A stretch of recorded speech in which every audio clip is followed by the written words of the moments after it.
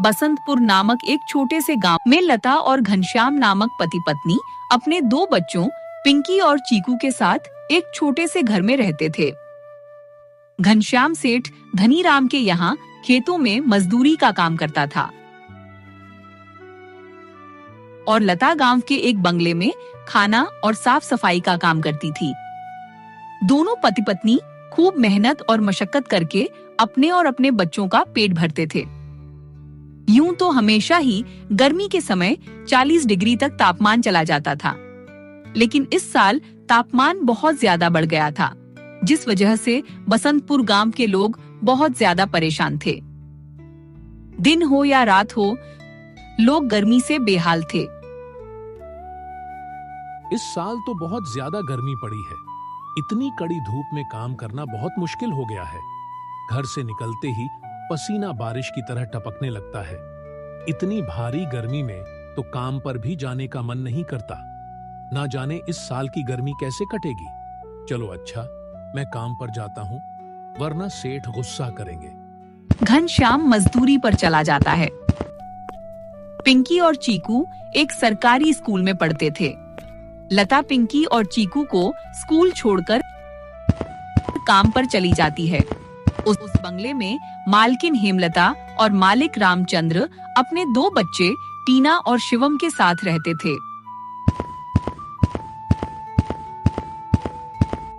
अरे लता आ गई, तू अब चल जल्दी से सारे काम निपटा लो। पता है ना, शिवम की बर्थडे पार्टी है तो सारे काम 4 बजे से पहले ही हो जाने चाहिए। और हाँ, इसके बाद तुम घर सजाने में भी मेरी मदद करोगी, ठीक है? ठीक है मालकिन, मैं पहले जाकर घर के सारे काम निपटा लेती हूँ। इसके बाद घर को सजाने में मैं आपकी मदद करूँगी। ऐसे लता घर के सारे काम करने के बाद हेमलता की घर को सजाने में मदद करती है। हेमलता और लता मिलकर पूरे घर को अच्छी तरह से सजा देती हैं।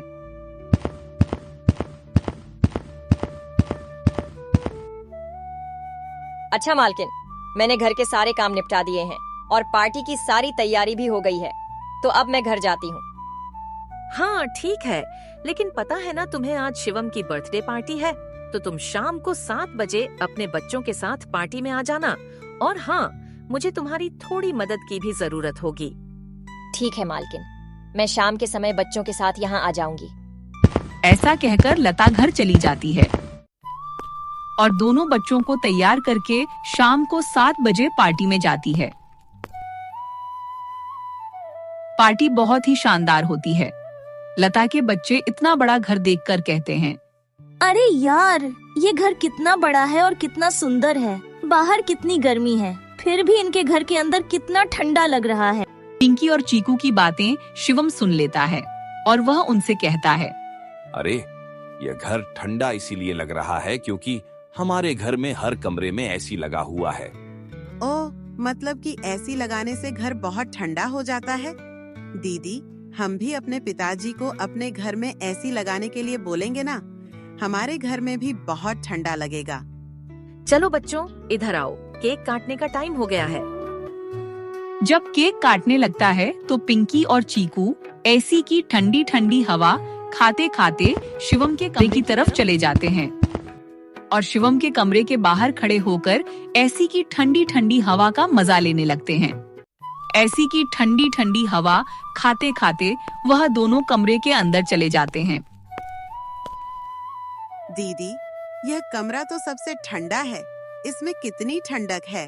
और दीदी, यह देखो, यह बिस्तर कितना सुंदर है, बिल्कुल मखमल जैसा। दोनों बेड पर बैठ जाते हैं और ठंडी ठंडी हवा का आनंद लेने लगते हैं। देखते ही देखते 15 मिनट बीत जाते हैं और आराम करते करते कब दोनों की आंख लग जाती है उन्हें पता ही नहीं चलता। इतने में अचानक से शिवम की बहन टीना आ जाती है। वह पिंकी और चीकू दोनों को शिवम के बेड पर लेटा देखकर जोर से भड़कती है। ये दोनों मेरे कमरे में क्या कर रही हैं? माँ, इधर आओ, देखो, ये दोनों मेरे बेड पर क्या कर रही हैं? टीना की आवाज सुनकर हेमलता कमरे में आती है। तुम दोनों अभी के अभी मेरे बेड से उठो। पिंकी और चीकू हेमलता की आवाज सुनकर जग जाते हैं। लता भी हेमलता की आवाज सुनकर भागी भागी चली आती है। क्या हुआ मालकिन? आपकी बहुत जोर से नीचे आवाज आ रही थी। क्या हुआ? ये पूछ क्या नहीं हुआ? ये देख नहीं रही तू? तेरे बच्चों ने अपने गंदे मैले बदबूदार कपड़ों से मेरा पूरा बेड गंदा कर दिया। तेरे बच्चों ने ऐसी देखा नहीं कि सोने चले मेरे बेड पे। हद होती है यार। मैं तो तेरे बच्चों को इसलिए बुलाया था कि इनका भी थोड़ा मन लग जाएगा। इन्होंने कभी ऐसी पार्टी लाइफ में देखी नहीं होगी, ये भी देख लेंगे। पर यह तो अपनी औकात ही भूल गए। ये हमारा घर है, कोई धर्मशाला नहीं कि कोई भी भिखारी हमारे कमरे में आ जाएगा और आकर के सो जाएगा। तू अभी के अभी अपने बच्चों को ले निकल यहाँ से। और हाँ, कल से काम पर भी आने की जरूरत नहीं है। मालकिन ऐसा मत करो, मेरी बात तो सुनो। बच्चे नादान हैं, मैं वादा करती हूँ आगे से ऐसा दोबारा नहीं होगा। ये मेरी आखिरी भूल समझकर माफ कर दीजिए मालकिन। मुझे काम से मत निकालिए मालकिन, इस काम के सहारे तो मेरा घर चल रहा है। यह तेरी सर दर्द है। अब तू यहाँ पर काम नहीं कर सकती। अब तू अपने बच्चों को ले और यहाँ से निकल। हेमलता लता और उसके बच्चों को घर से बाहर निकाल देती है और आगे से काम पर आने को भी मना कर देती है। अब लता के पास कोई काम नहीं था। घर का सारा भार अब घनश्याम के कंधों पर आ गया था। हे भगवान, आज तो खाना बनाने के लिए आटा भी नहीं है। अब मैं आटा कहाँ से लाऊं? मेरे पास तो अब और पैसे भी नहीं हैं। और जो तनख्वाह घनश्याम जी को मिली थी वह सब घर खर्चे में खत्म हो गए। मेरा क्या है, मैं तो पानी पीकर भी सो जाऊंगी। पर बच्चों को क्या? भूखे पेट इन्हें नींद कैसे आएगी? आ गए आप। घर में राशन खत्म हो गया है, आज खाने में कुछ नहीं बना है। कोई बात नहीं, खाना आज मैं अपने साथ लेकर आया हूँ। सेठ जी के यहाँ पर आज दावत थी तो उन्होंने कुछ खाना बच्चों के लिए भी भिजवा दिया है।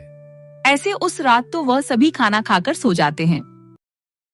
अगली सुबह लता फिर से अपनी मालकिन हेमलता के घर जाती है। मालकिन, मेरे घर में खाने के लिए एक अनाज का दाना भी नहीं है। कृपया आप मुझे थोड़े से पैसे उधार दे दीजिए। तुझे देने के लिए मेरे पास कोई पैसे वैसे नहीं है। मैंने तुझे पहले ही काम से निकाल दिया था, फिर तेरी यहाँ आने की हिम्मत कैसे हुई? जा निकल यहाँ से और आइंदा यहाँ पर अपनी शक्ल मत दिखाना। हेमलता की कड़वी बातें सुनकर लता घर वापस जाने लगती है। तभी उसे रास्ते में एक पोस्टर दिखाई देता है। उस पोस्टर को देख लता वहीं रुक जाती है। पकौड़े बनाने वाले की जरूरत है। अधिक जानकारी के लिए इस दिए गए नंबर पर कॉल करें।